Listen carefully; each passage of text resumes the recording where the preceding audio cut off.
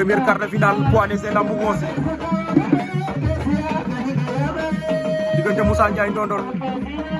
Ady Thioby Moussa Ndiaye Ady Thioby daw nañu daje Ady koy fàq Moussa Ndiaye Ady Thioby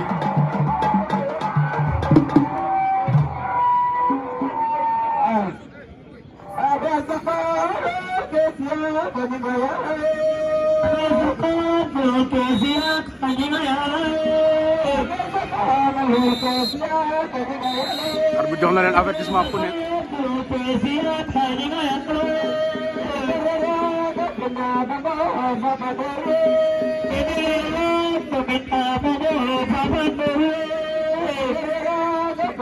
aca Moussa Ndiaye Ndondol Mbine Gori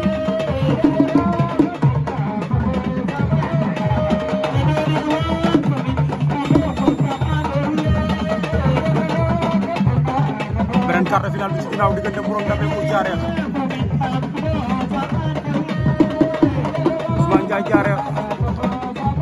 Borom Ndambe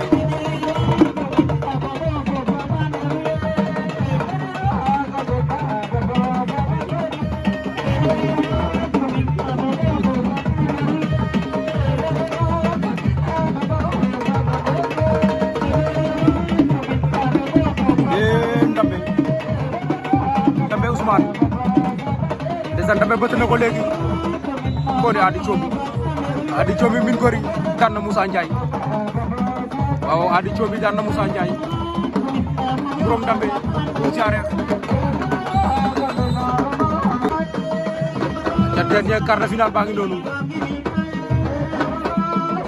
dernier quart de finale de la soirée Mamadou Maron Fissel wala nga ne Boy Maron numéro 2 ak Ahmed Ath sa Senghor daw na jël ko Ahmed Ath Modou Maron Ahmed Ath ak Modou Maron daf koy daan na ko